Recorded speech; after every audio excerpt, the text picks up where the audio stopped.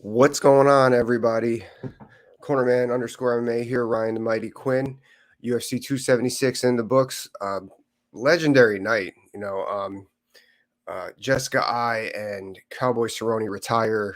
Uh, Great careers, and just great night of fights, especially on the prelims. I felt the co-main and the main event. Although Alexander Volkanovski gave us something to look at going forward, felt overall, well, the main event was kind of lackluster. I thought that was going to happen. That's a tough matchup to really let loose on with Jared Cannonier with those long arms and boxing background. But yeah, the undercard was fantastic, and even early on, the Robbie Lawler and Brian Barberina fight, another one that was just a total scrap until the finish. You kind of felt that was going one way or the other. Robbie was letting loose a little bit. Brian, to his credit, was on the fence, working off. Great night of fights. Now, the fight, the judges did a good job last night. I felt the judges did a good job. The one fight, I guess, where, actually, I didn't see the first two rounds. I was talking to a couple people about this with Brad Tavares and Dricus du Plessis. Tough fight. I saw the third round, and du Plessis was kind of rolling away with it. But I was getting texts. I had to run out to the grocery store. I was getting texts that I don't know how to score this fight. And I was like, oh, well, this is the one we're going to talk about tomorrow. These are the perfect ones. It doesn't seem like there was any argument as to who won. So I'm guessing that it was a round apiece and everyone was just happy with that going into round three. Now, one thing Dean Thomas picked up on in the middle of rounds 2 and 3, I heard him say, is it's like he fights better when he's tired. He's a little bit more relaxed. That's actually not uncommon, and I'll tell you why is because it happened with me. When I would get a little bit more fatigued, I'm not as tight. It forces your body to loosen, and you have a little bit more whip on your punches and stuff, what punches and kicks. But I guess Brad really showed up, particularly in the first round. And we're going to get down to it. So let's see. We got it right here. If you're watching, leave comments in. I'll check in with it after the round, and we'll get right to it. Now, remember how we score this. I'm using my assessment as a fighter, my experience as a fighter and a coach, as well as what we've learned through the judging with Mike Mazzulli and Andy Foster over the last couple of weeks, which, by the way, I'm getting Jeff Mullins on here over the next 10 days. Looking forward to that. Obviously, he's the Nevada State Athletic Director. So there's a lot of fights under his jurisdiction that we could break down. Let's get to it. All right.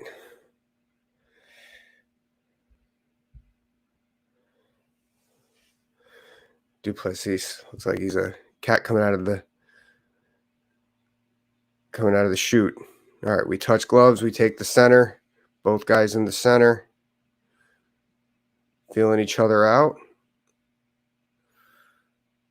Nothing thrown yet. A lot of movement by du Plessis. I see early on. Brad's just kind of moving his head. That's another thing I saw where people got caught with not moving their head a lot, particularly Sean Strickland yesterday. That fight was fantastic for Alex Pereira. Right, 30 seconds in, Brad's keeping the center. We're starting to learn now that, okay, and du Plessis comes forward with some, gets caught on the way in and rocked. Okay, I see that now. Up with the single, but yeah, he got caught and buckled to a knee. Just recovered to that single leg. I wouldn't call that a shot to a single leg, but great recovery nonetheless. We are up against the fence with du Plessis with the single, defended by Brad.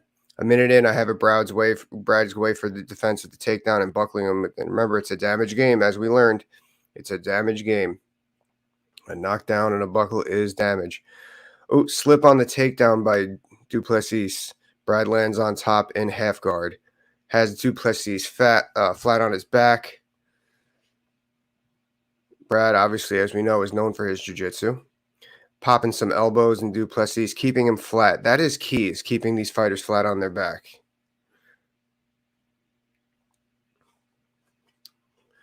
Du Plessis creating a little bit of space.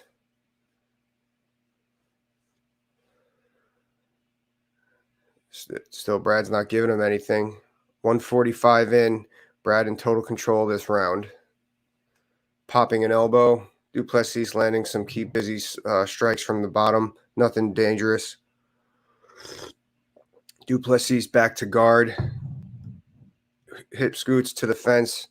Brad keeping that pressure right in front of the announcers. I don't have the sound on, as you know. Prefer to do these with the sound off when I'm doing these in particular. I don't mind the sound, obviously. I like the announcers. As I told you, I heard Dean last night. Brad staying in control with that. Du Plessis still kind of flat with one half butterfly guard. Standing up to the single. Man, Du Plessis is pretty relentless. You could tell he's a strong guy.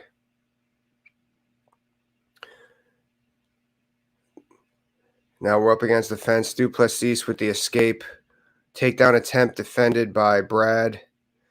We're in a 50-50. Wow, Du Plessis is strong. Getting him up against the fence. You got to be in good shape to recover after a strike like that, like this.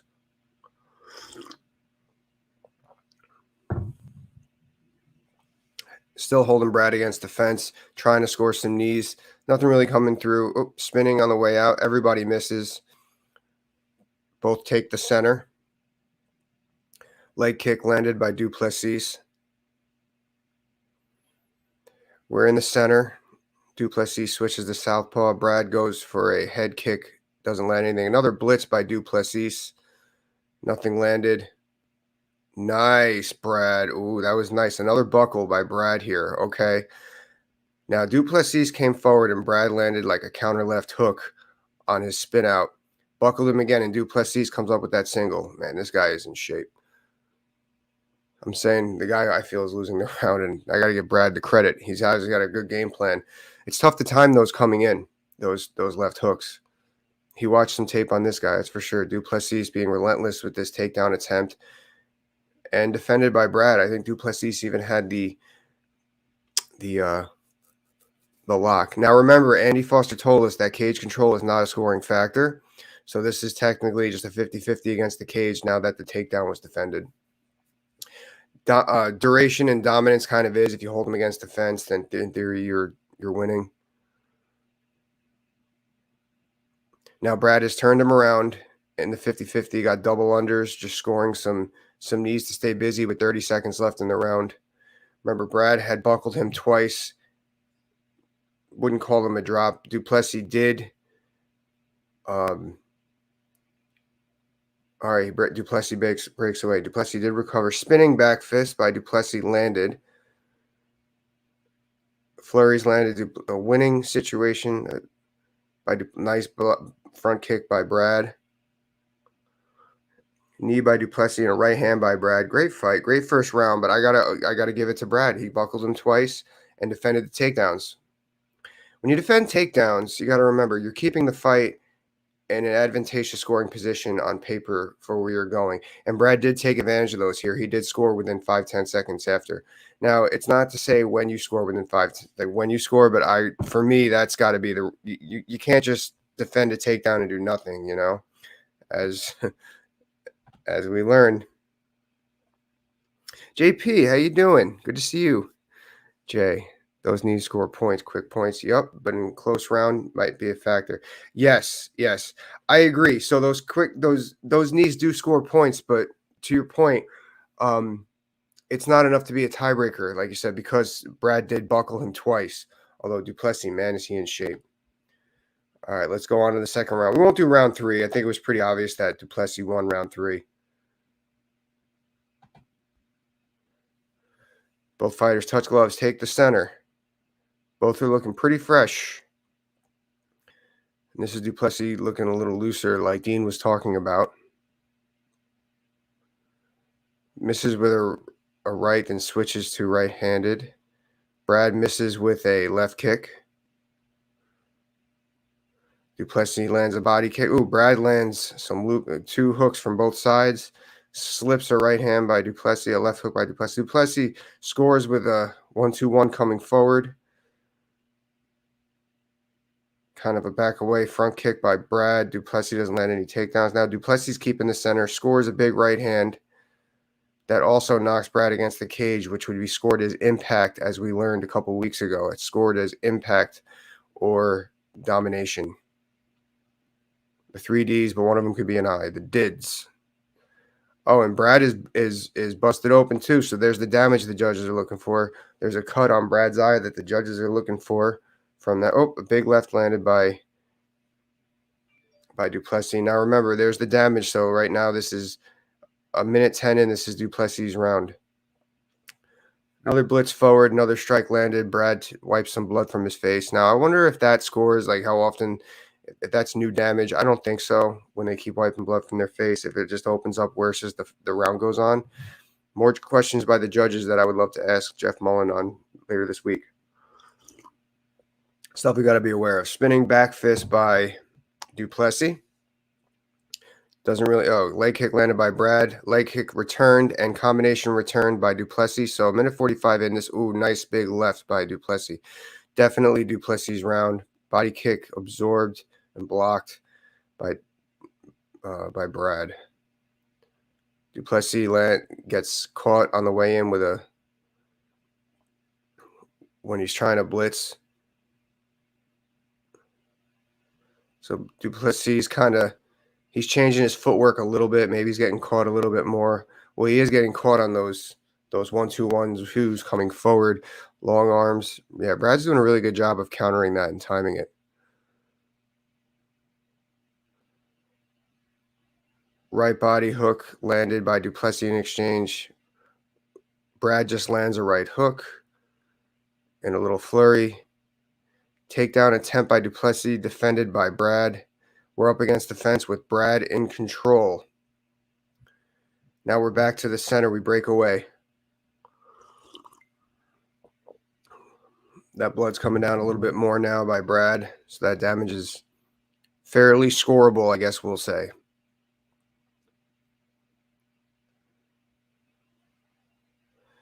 Front kick deflected. Brad's front kick. Du Plessis lands a straight right. He's funky with that stance. He's very good with switching it mid-motion. It's hard to say what's straight and what's jabbing. But I mean, from the way the power's coming, they're all straight right now.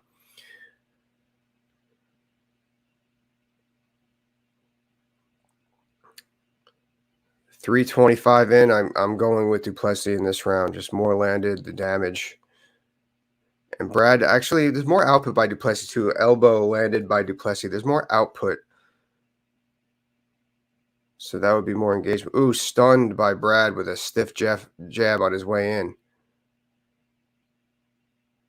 Leg kick by Du Plessis. Another leg kick, but that one was defended by Brad. 4 minutes in, I still got Du Plessis. He's controlling the center. Brad throws a nothing jab to try to keep him off, getting himself back to the center. Du Plessis goes for a combination to a clinch, doesn't land anything. Du Plessis with a hooking right. Great fight. 4:10 in, I got Du Plessis win. Ooh, question mark kick, somewhat landed by Brad, but shaken off. Little engagement by both, nothing really to score. Du Plessis controlling the center as Brad circles. So technically that's Du Plessis engaging. Stiff front kick landed by Brad.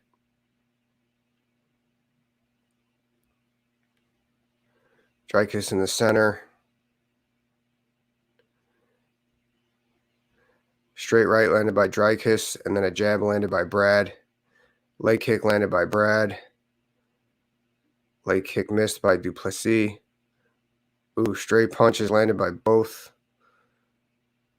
Du Plessis, oh, he lands a big one, knocks him off balance, knocks Brad off balance to close the round. I mean, I think there's no question that it was round 1 goes to Brad, round 2 goes to Du Plessis. You know, I think it was fairly obvious. Well, judging by scoring. That body kick was nice, JP. I'm good, man. I'm good, Jay. Thanks for checking in. It's good to see you here. I was listening in on Friday. Yeah, man. So I that was a good fight. You know, it was close, but we have to remember we don't judge the damage overall continuously. The damage is scored in the round it occurred in the round that it was sustained, as well as the impact and being knocked off balance. let's say for argument's sake, you look dead tired. You look great in round 1, great in round 3, and you're dead tired in round 2. That doesn't roll over into the next round for the scoring. Your body language can change by the judges. It's supposed to anyway. It's supposed to. Now, but no, that was a great fight. I don't know what the fight of the night was last night. There was a lot of them. Macy Barber had a great fight with Jessica Eye. But no, judging by criteria, I thought that was pretty straightforward. I thought it was 2-1 for Duplessis. Tough dude, man. He was in great shape. Brad seemed to weather a little bit, but that's a tough pace to keep up with. Um, great night of fights, guys. We got another good one in Long Island next week. We got a lot going on. I got Dan Quinn coming on here this week, as well as another interview with an up-and-comer, Cody Barrett, out of Louisiana, training partner of Dustin Poirier, and Jeff Mullins. Like I said, looking forward to it, guys. A lot of big things going to be happening with this YouTube channel real soon. Glad you're all tuning in, and keep it up. Thanks, guys. Talk to you soon. Bye-bye.